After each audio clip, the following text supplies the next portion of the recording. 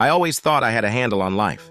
I was the picture-perfect wife, living in a suburban home with a loving husband, Kevin.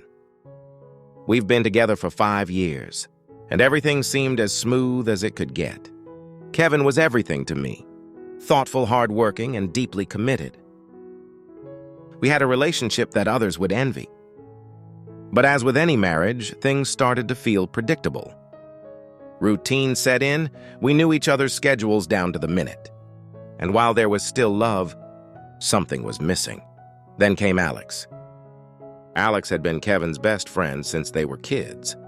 They grew up together, went to college together, and had been virtually inseparable. He was charming, funny, and always knew how to make a room light up. Alex and I got along well, but it was always platonic. He'd come over for game nights or barbecues, and I'd never once thought about him in any way, other than as Kevin's best friend. But one evening changed everything. It started innocently enough. Kevin had gone out of town for a business trip and wouldn't be back for a couple of days. I was enjoying some quiet time at home when Alex unexpectedly dropped by. He said he wanted to check on me while Kevin was away, making sure I wasn't lonely. It was a sweet gesture, something Alex would typically do.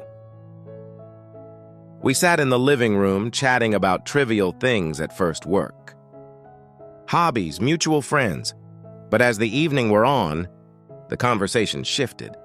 Alex started talking about Kevin. He praised him, of course, but then he began delving into more personal topics. "You know," Alex said, his voice softening sometimes, "I feel like Kevin doesn't realize how lucky he is to have you." I laughed it off. "He knows," I said, brushing it aside. But inside, something flickered.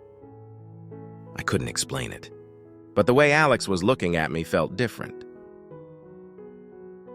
His eyes lingered a little longer than usual. His voice took on a more intimate tone. It wasn't overt, but there was a tension growing in the room. My heart raced, and I found myself flustered. The conversation shifted again, but the air between us had changed. Alex leaned forward, his hand resting on the arm of the chair near mine. I could feel the heat between us. I stood up quickly, trying to shake off the strange feeling. "I should make us some tea," I muttered, heading to the kitchen. As I boiled the water, I tried to compose myself. This was wrong. I was married to Kevin, and Alex was his best friend. I wasn't even attracted to Alex like that. Was I? I stared at the kettle as it hissed and bubbled, trying to calm the growing knot in my stomach. I couldn't believe I'd let myself get flustered. This was all in my head, I told myself. When I returned with 2 cups of tea, Alex was standing by the window, staring out into the evening sky. His back was to me, and for a moment I hesitated. What was happening between us? I shook the thoughts from my head and placed the cups on the coffee table. As we sip our tea, the conversation picked up again. This time it was lighter. I felt more in control, more like myself. We laughed at old stories about Kevin's embarrassing moments, things Alex and I had both witnessed over the years. It felt normal again, almost as though that earlier tension had never existed. But then it happened again. Alex shifted on the couch, his knee brushing against mine.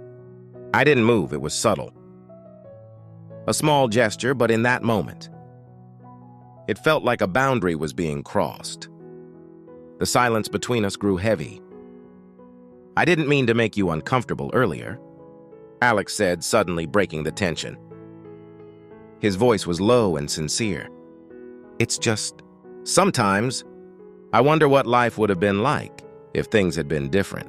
I frowned, not understanding different. "What do you mean?" He hesitated, choosing his next words carefully. "I mean, if I'd met you first. If it was me instead of Kevin." I was speechless. My heart pounded in my chest as I stared at him, trying to process what he had just said. Alex had always been the playful, jokey type, but there was nothing light-hearted about the way he was looking at me. Now his eyes were filled with something deeper, something I hadn't seen before. Alex, I started, my voice shaking slightly. You and Kevin are like brothers. I'm his wife, you can't. I know, he cut in quickly. I know, and I'm sorry. But I can't help thinking about it sometimes. I've never said anything because I respect your marriage, and I care about Kevin. But lately, I don't know, it's been hard to ignore. I stood up, needing to put some space between us. My thoughts were spinning. This wasn't happening. How could Alex, of all people, be saying this? I'd never even considered the possibility that he might feel something for me. And what made it worse was that part of me wasn't repulsed by his words. There was something about the sincerity in his voice that stirred something inside me, something I wasn't ready to confront. I took a deep breath, trying to steady myself. Alex, this is wrong. Kevin is my husband and you're his best friend. This can't go anywhere. Alex stood too, closing the distance between us in a few steps. I'm not asking for anything, he said, his voice soft but insistent. I need you to know how I feel. I swallowed hard, feeling the weight of his words settle around me like a fog. We need to stop this conversation, I whispered, but even as I said it, I wasn't sure if I wanted to. The next few minutes felt like a blur. Alex reached out, his hand gently brushing my arm, and the contact sent an electric shock through me. I stepped back, my mind screaming at me to end this before it spiraled out of control, but my feet stayed rooted to the floor. It was as though everything I knew was slipping away, and I didn't know how to stop it. Just as the tension seemed unbearable, there was a knock at the door. The sound jolted us both back to reality. I looked at Alex, panic flashing across his face as he stepped back, his hand dropping to his side. My heart was racing as I glanced at the clock. Who could it be this late? I should go, Alex whispered, his voice hoarse, but before either of us could move, the door swung open. There, standing in the doorway, was Kevin. Kevin stood in the doorway, his duffel bag slung over his shoulder, clearly surprised to see Alex and me together. His eyes flickered between us, confusion washing over his face. Hey, I thought you weren't coming back until tomorrow. I stammered, my voice a little too high-pitched, trying to mask the panic building inside me. Yeah, my meeting's wrapped up early, so I figured I'd surprise you, Kevin replied, dropping his bag near the door and casually kicking off his shoes. He seemed oblivious to the tension in the room, but I could feel Alex tense up beside me. Alex cleared his throat, forcing a smile. Kevin, man, I didn't know you'd be back tonight. Just stop by to check on her. With you out of town. Kevin grinned, walking over to Alex and clapping him on the back. That's why you're my best friend? Always looking out, but I'm home now, so you don't have to play babysitter anymore. He laughed, the sound filling the room. But it didn't ease the knot of anxiety growing in my chest. I could barely look at either of them. My mind was racing, replaying the conversation that had just taken place with Alex. If Kevin had arrived just minutes earlier, would he have overheard us? What would he have thought? The guilt weighed heavily on me. Even though nothing physical had happened between Alex and me, the emotional boundary had already been crossed. And I knew it. Alex shifted awkwardly. Yeah, I should head out anyway, he muttered, avoiding my gaze. It's getting late. Don't be silly, Kevin said, his tone bright and clueless. Stay for a drink? I'll crack open that bottle of whiskey we've been saving. No, really, Alex insisted, moving toward the door. I have an early morning tomorrow. We'll catch up later. He turned to me briefly, offering a strange smile before heading out the door. I didn't know what to say. It felt like a million unsaid words hung in the air between us. As he left, the door clicked shut behind him, and I was alone with Kevin. He turned to me, still smiling, unaware of the storm raging inside me. You okay? Kevin asked, walking over and pulling me into a hug. His familiar scent and the warmth of his arms around me should have been comforting. But all I felt was guilt and confusion. Yeah, I lied, forcing a smile as I pulled away. Just a little tired, I guess. Long day, he asked, looking concerned. Something like that, I mumbled, trying to focus on anything but the lingering tension that still clung to the room. Kevin didn't seem to notice, though. He was busy unpacking, telling me about how his trip went, the deals he'd closed, the colleagues he'd met. I nodded along, but my mind was elsewhere, replaying the moment with Alex over and over again. As the night wore on, I found myself distracted, distant. Kevin noticed, eventually putting his hand on my shoulder. "You sure you're okay? You've been kinda quiet." I nodded again, but the words felt hollow. "I'm just tired. I think I'll head to bed early tonight." Kevin didn't push. He gave me a quick kiss on the forehead and told me he'd join me. After cleaning up, I slipped into the bedroom, feeling a mix of relief and shame wash over me. Once the door was closed, I let out a deep breath, leaning against the wall as the weight of the evening crashed down on me. What had I almost done? I climbed into bed, pulling the covers over me, but sleep wouldn't come. My mind kept racing, torn between my loyalty to Kevin and the confusing emotions Alex had stirred in me. I hadn't done anything wrong, at least not physically, but the guilt felt just as real. How could I face Kevin knowing what had almost happened?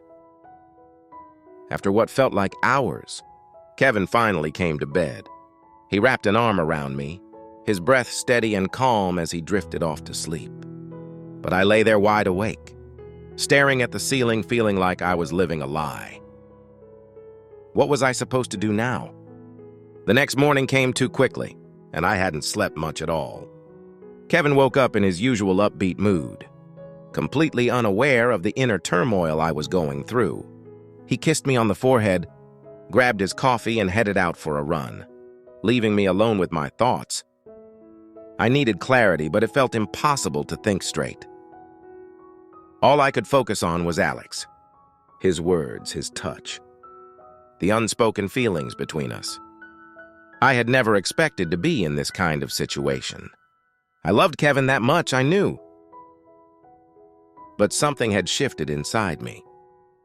The easy, comfortable life we shared now felt complicated, tangled up in feelings I didn't want to confront. My phone buzzed on the nightstand and my heart skipped a beat. It was a message from Alex. "We need to talk, please."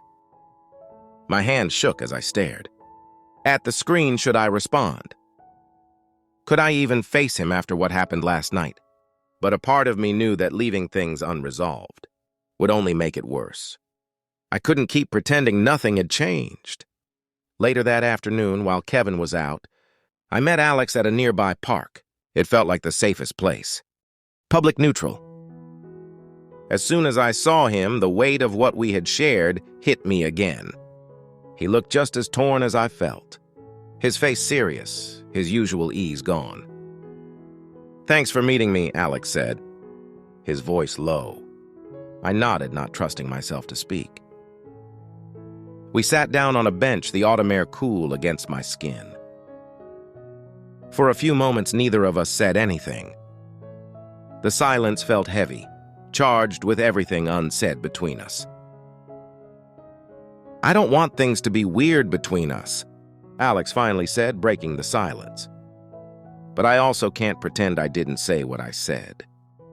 I've been thinking about it for a long time, and I know I messed up last night. I shouldn't have said anything. But I had to be honest with you."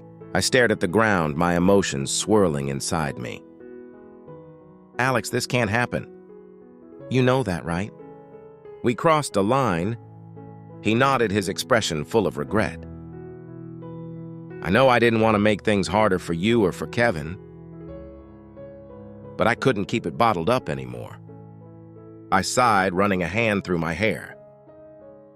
"I'm married to Kevin. He's your best friend. I won't betray him like that." What happened last night, it was a mistake. Alex's face fell, and for a moment I thought he might argue. But instead he just nodded again, looking more defeated than I'd ever seen him. I care about Kevin too. Alex said quietly, that's why this is so hard. But you deserve to know how I feel. I'm not asking you to do anything, and I don't want to come between you two. I just needed you to know the truth. The truth. That word lingered between us. The truth was that something had awakened inside me the moment Alex confessed his feelings, something I hadn't realized was there. But the truth was also that I loved Kevin, and I couldn't destroy everything we built over a moment of emotional confusion. I don't know where we go from here, I said softly, finally meeting Alex's eyes. But I know I can't lose Kevin. We have to forget this, whatever this is between us. It needs to stop. Alex looked away, nodding again. He understood, but that didn't make it any easier. Yeah, I get it.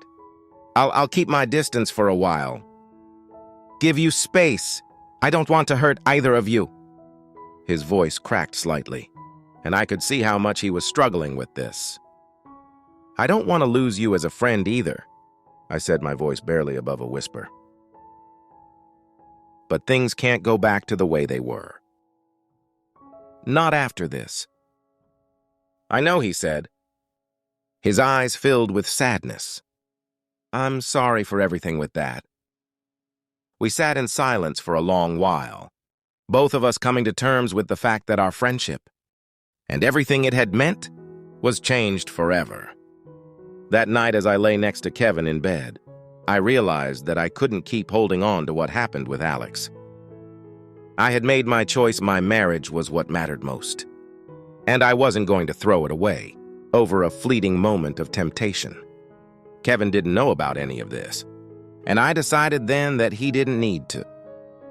Some secrets I thought were better left unsaid.